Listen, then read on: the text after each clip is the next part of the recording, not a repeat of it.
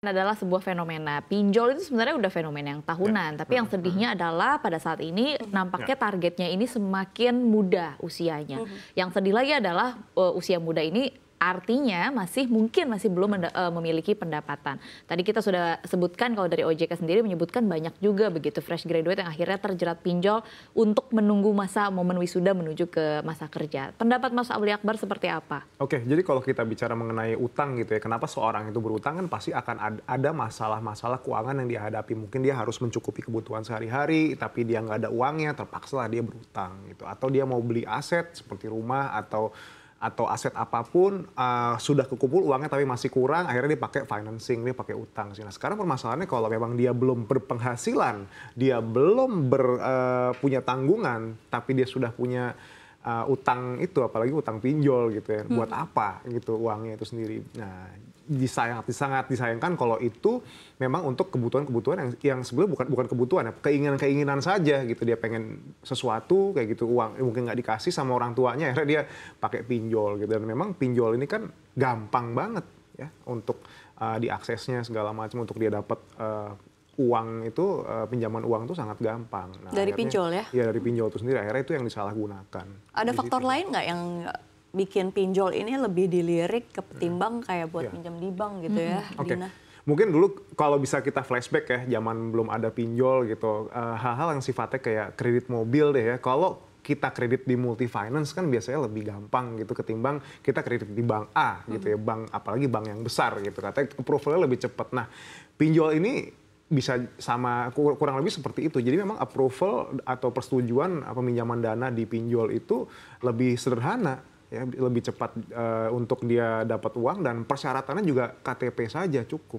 Nah mungkin dari situ mereka berpikir daripada saya pinjam uang ke bank atau lembaga pemberi kredit lain, mendingan kita pakai pinjol. Padahal sebetulnya fungsi dari pinjol itu sendiri, fungsi dari KTA itu sendiri sebetulnya agak-agak beda ya, nggak bisa disamakan meskipun produknya itu memang pinjaman tunai gitu. Ini menarik. Berarti kalau dari penjelasan Mas Akbar bisa dikatakan bahwa pinjol itu adalah rentenir zaman digital. Bisa dikatakan gitu nggak sih Mas Akbar? Sebetulnya kalau pinjol ilegal iya. Sebetulnya gini, pinjol itu sendiri kalau dia legal itu ada manfaatnya, Dina. Jadi itu bisa jadi merupakan gerbang utama seorang punya catatan kredit. Secara mudah itu begitu, untuk membangun riwayat kredit yang baik. Itu sebetulnya startnya tuh bisa dari pinjol. Mirip seperti kartu kredit sebenarnya. Sebetulnya mirip-mirip, cuman sekarang balik lagi, kalau kita ajuin kartu kredit, tentunya kan persyaratannya akan nggak akan sesederhana si pinjol itu sendiri. Kan. Kita butuh slip gaji, kita butuh apa dan lain sebagainya. Nah, pinjolnya sebenarnya lebih gampang. Nah, tapi kan ada yang namanya bunga harian. Nah, diharapkan orang dengan bunga harian tuh ya dia melunasinya juga harian sebetulnya. Jadi nggak untuk yang benar-benar jangka panjang di situ. Jadi tujuannya adalah untuk itu. Karena sebenarnya kaitannya adalah dengan pertanyaanku selanjutnya. Karena kan kita tahu begitu Gen Z ini ya, Safira dan juga Mas Akbar dekat dengan yang namanya dunia digital. Dunia digital itu hanya sejauh jempol.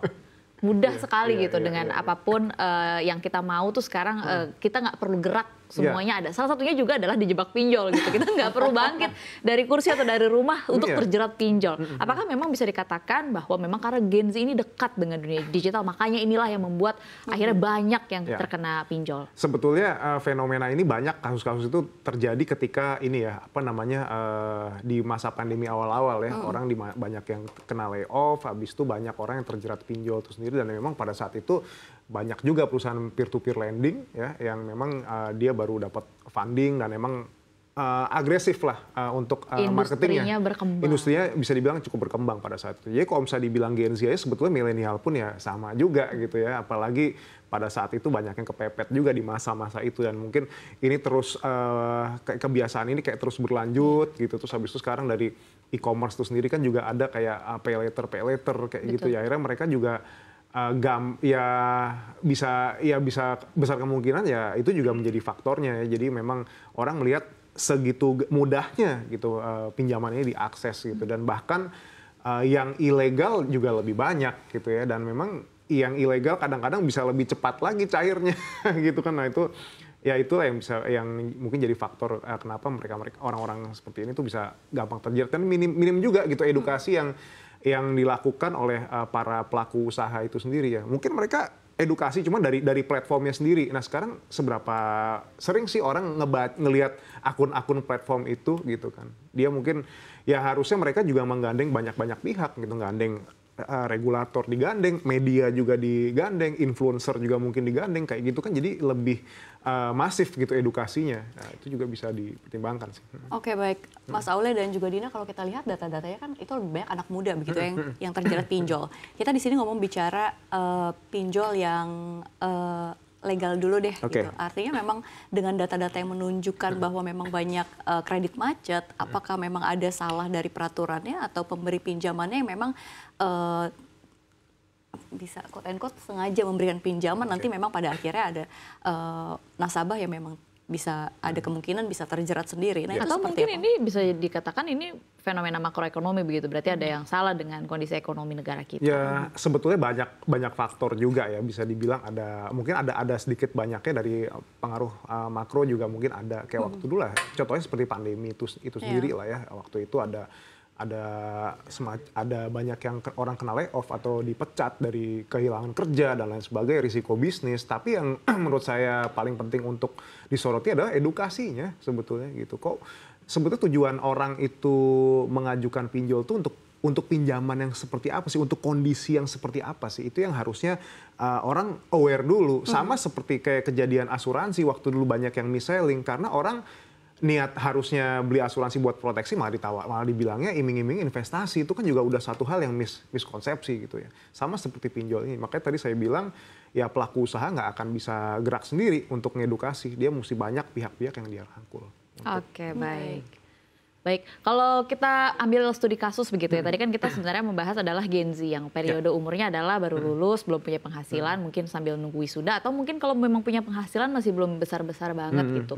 Tapi katakanlah kita ambil fenomena ada masyarakat atau kelompok Gen Z yang kebutuhannya memang mendesak. Katakanlah misalnya sakit, akhirnya memutuskan untuk ambil pinjol. Apakah itu juga masih tergolong ideal, Mas Akbar? Sebenarnya pertanyaannya adalah kapan sih kita dibenarkan untuk menggunakan pinjol? Maksudnya menjadi wajar. Oke, ini adalah waktunya kita untuk menggunakan pinjol. Oke, sebetulnya kalau misalnya sakit segala macam, solusinya nggak ada uang, ada BPJS Kesehatan sebetulnya di situ ya. Betul. Jadi bukan pinjaman online di situ. Dan kalau memang dia belum berpenghasilan, seharusnya ini masih jadi tanggung jawabnya dari orang tuanya itu sendiri ya, untuk menjamin kesehatannya, hidupnya dan lain sebagainya gitu. Terus kapan sih memang kita tuh membutuhkan pinjaman online ya?